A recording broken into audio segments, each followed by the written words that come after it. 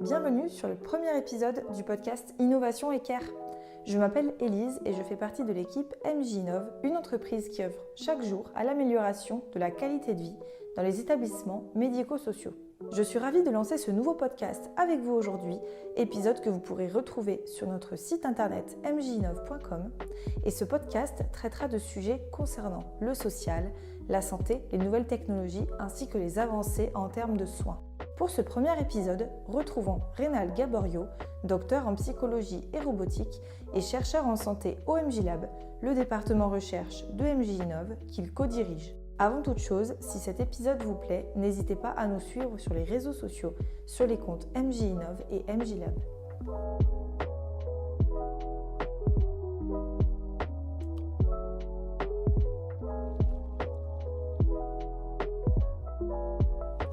Bonjour Reynald. Bonjour Élise. Je suis ravie de te retrouver aujourd'hui pour échanger sur un tout premier thème. Pour ce premier échange, que dirais-tu d'aborder le thème du care ? Oui, avec plaisir. Et surtout, est-ce que ce serait possible que tu m'expliques un petit peu les grandes lignes de ce sujet, qui me paraît tout de même assez vaste ? Par exemple, est-ce qu'il y a des auteurs auxquels on pourrait se référer pour ce domaine ? Oui, c'est très vaste. Il y a beaucoup de personnes qui ont traité le sujet du care. Il s'agit d'un thème très intéressant, car lorsqu'on cherche à définir ce qu'est le care, on se réfère généralement aux travaux de personnes comme Carol Gilligan, une psychologue, Juan Tronto, une professeure en sciences politiques, ou encore plus récemment Sandra Logier, une philosophe, Patricia Popperman, une sociologue, et Pascal Molinier, une psychologue, ou encore Frédéric Worms, philosophe, et j'en passe. Il y a nécessairement des différences dans les manières d'appréhender cette question entre ces auteurs, et au MJ Lab aussi, nous avons sans doute notre propre façon de l'aborder. C'est normal, il y a toujours une forme d'altération, de transformation des emprunts que nous faisons aux autres en nous les appropriant. Mais pour le dire vite, il s'agit toujours de la question du prendre soin. Oui, je vois un petit peu. Et en fait, ce thème ramasse souvent les idées de se soucier d'eux, de prendre en charge, de donner, de recevoir des soins, d'attention, de sollicitude. Il faudrait donc entendre que ce thème de soins est dans un sens un peu plus général que celui du traitement médical ? Oui, par exemple, le psychanalyste anglais Donald Winnicott jouait d'ailleurs avec les mots cure et care pour différencier et associer à la fois ces deux notions. Soigner l'autre, la cure, c'est aussi en prendre soin, le care. Et entre autres choses, il développait auprès des soignants l'idée d'être fiable pour protéger les patients de l'imprévisibilité à laquelle ils sont le plus souvent soumis. Il liait donc le prendre soin au cadre proposé par le thérapeute. Et cette notion de care est habituellement associée à la question du travail, celui des soignants, des éducateurs, dans la relation dynamique qu'ils établissent avec les personnes qui, pour une raison ou pour une autre, bénéficient de leurs services. Et en plus, c'est couramment combiné avec des enjeux éthiques. Il s'y ajoute donc une dimension axiologique. Ce thème mérite donc vraiment d'être approfondi.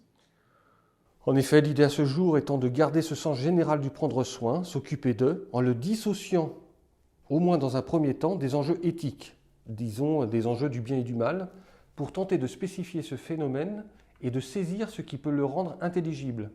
Et ce n'est que dans un second temps qu'on peut rapatrier ces enjeux. Pour le dire autrement, la question première est de savoir ce qui nous rend en capacité de nous occuper d'autrui. Ça renvoie à celle de savoir ce qui nous rend capable de produire du social. D'accord, donc si je comprends bien, le care est d'abord à caractériser comme un processus social qui touche à la vie sociale. Comme la plupart des auteurs que tu as pu citer juste avant, tu pars donc du principe, disons, anthropologique, que nous sommes, nous les êtres humains, des êtres de relation. C'est bien ça ? Eh bien, pour faire court, parler du prendre soin nous oblige d'abord effectivement à réfléchir autour de cette question. Dans notre abord au MJ Lab, définir les êtres humains en tant qu'êtres de relation implique que nous sommes à la fois des êtres singuliers ayant besoin de faire partie d'une communauté, mais aussi des êtres de communauté tout à fait capables de se singulariser et de se distinguer. Dit autrement, nous sommes faits d'emprunts et pourtant nous ne collons jamais tout à fait à aucun d'entre eux. Il faut vraiment sortir de l'opposition de l'individuel et du collectif. Nous sommes les deux à la fois en quelque sorte. D'accord, je pense que nous comprenons mieux maintenant un petit peu le thème du care. Et dans ce cas, on pourrait dire que nous sommes faits à la fois de tout ce que les autres nous apportent et de la possibilité de ne pas y coller, si je comprends bien. On institue donc de la distance dans les manières de nous rapporter aux autres, c'est bien ça ? Oui, exactement. Nous cherchons à nous définir par rapport à l'autre. Nous avons donc affaire de l'altérité avec un grand A. Et c'est cette altérité que nous posons au fondement du lien social. Ou pour être un peu plus précis, l'altérité et les solutions que nous trouvons pour vivre avec les autres sont pour nous ce qui se trouve au principe du social. Ce serait cette altérité qui nous pousserait à établir une sorte de contrat avec l'autre. Pour reprendre une métaphore au sociologue Simmel, sans arrêt, nous creusons un fossé avec l'autre pour dans le même temps jeter un pont afin de franchir ce même fossé. Ce n'est évidemment jamais sans conflit, mais c'est ce qui nous situe comme êtres de relation. C'est en tout cas notre façon d'aborder les choses. Je vois, c'est vraiment, vraiment passionnant. Oui, vraiment, la question est passionnante. Et là aussi, pour le dire vite, nous avons le témoignage, notamment clinique, mais aussi anthropologique, d'une forme de capacité chez l'être humain à vivre en société. Les êtres humains créent des modes de vie en société très différents, selon les époques, les lieux, les milieux, qu'on ne peut absolument pas rabattre aux lois biologiques de l'espèce. Et ces façons de faire société peuvent être aussi renouvelées, transformées. C'est un processus sans cesse repris. Bref, ce qu'on remarque également, c'est qu'il y a partout et de tout temps ce qu'on pourrait appeler de l'échange de services, quelles que soient les formes que ce dernier peut prendre. C'est-à-dire qu'on trouve toujours dans toute société, dans tous les milieux, quelle que soit l'époque, la mise en œuvre d'une faculté à faire pour autrui, à participer à la vie de la société, à exercer une responsabilité. Et encore faut-il, pour qu'il y ait échange, accepter d'entrer dans un système d'obligations sociales, de ne pas être tout-puissant, d'accepter que cette responsabilité rencontre des limites, ne serait-ce que le fait qu'on ne peut pas faire tout seul. Oui, en quelque sorte, nous mesurons ce rapport à autrui afin qu'il ne soit pas un pur acte de domination sur lui et écraser de ce fait la capacité de cet autrui à expérimenter son rapport aux autres, au monde, soit son mode d'appréhension de l'altérité. C'est ce que d'autres ont appelé l'interdit du meurtre. On est donc capable, si je comprends bien, de définir et de délimiter nos responsabilités, si je te suis dans ta réflexion, et on ne fait donc pas tout ni n'importe quoi. Exactement. Cette dernière remarque rejoint les travaux sur le don et le contre-don proposés par le sociologue Marcel Mauss et son fameux « donner, recevoir, rendre », soit la dialectique de la prise et du don. D'ailleurs, il n'y aurait pas d'échange sans différence entre les protagonistes. C'est donc à cet endroit, celui de la responsabilité, du faire pour autrui, que tu situes cette question du care. Autrement dit, prendre soin est une question anthropologique qui concerne avant toute chose notre socialité. Oui, ça va donc au-delà des interventions soignantes ou éducatives. D'ailleurs, comme le rappelle Cynthia Fleury, qui est philosophe et psychanalyste française, le care intéresse la société. Ce que nous évoquons ici n'est par conséquent d'abord ni moral ni immoral en soi. Ça touche simplement au fait d'être ou non partenaire et participant dans la société. Ce qui est donc important à comprendre, c'est ce qui peut, dans un premier temps, faire du care quelque chose de nécessairement relationnel, lié à ce que Juan Tronto appelle notre interdépendance et notre vulnérabilité. Et des questions éthiques peuvent alors se poser, n'est-ce pas ? Tout à fait. Et c'est ce à quoi finalement se consacrent les études relatives au care.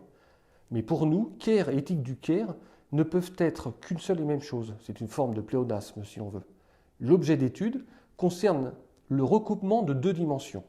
Celle tout d'abord relative au social, au faire pour autrui, et celle ensuite qui implique la question du bien et du mal dans ce domaine. Soit nos manières de nous situer par rapport à notre vouloir, quant à notre relation à l'autre, à nos façons d'y introduire de la mesure ou non. Et ce recoupement se fait dans les deux sens. Et donc, une forme de jugement moral peut affecter obligatoirement la question du prendre soin, non ? En somme, il s'agirait de s'interroger sur la légitimité qu'on peut lui accorder, et inversement, peut-il y avoir des débats sur ce qui peut être socialement admissible quant aux questions éthiques, et quant au rapport au corps, à l'intimité ou encore à la mort, par exemple ? Exactement. On comprend alors qu'il ne s'agit pas de faire du care une notion abstraite, éloignée du terrain, du seul raboteux de l'ordinaire, comme le disait Wittgenstein.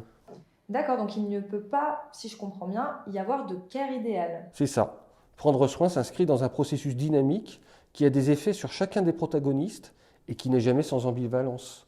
Le care est aussi contextuel. Il demande à analyser la situation qui se construit avec l'autre. Ces questions sont au centre notamment de ce que nous cherchons à conceptualiser ensemble au MJ Lab autour de la notion d'aménagement du soin. À ce titre, nous devons toutefois souligner une dernière chose qui nous est enseignée par l'expérience. Cette dynamique ne peut avoir lieu que dans un environnement qui le permet.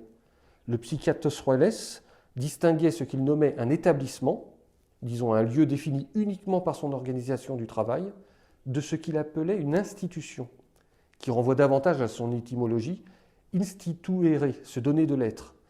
C'est ce qui permet une dynamique, des processus créatifs, de capacitation, dit-on aujourd'hui. D'ailleurs, ça prolonge selon nous l'idée de Winnicott sur le cadre dont on parlait tout à l'heure. Voilà donc ce qu'il s'agit de légitimer et ce qu'on pourrait nommer le care ou l'éthique du care. Toutes ces remarques ne sont évidemment que les prémices d'une réflexion et de discussion à reprendre ensemble. En effet, j'imagine que ce sujet reste vraiment à approfondir davantage. Je te remercie, Reynald, pour ce premier échange qui nous a permis de cerner les grandes lignes de ce sujet complexe et j'ai hâte d'aborder le thème de l'aménagement du soin avec toi lors du prochain épisode d'Innovation et Care. Rendez-vous donc dans un mois pour notre second épisode. À très bientôt. Merci Élise, à bientôt.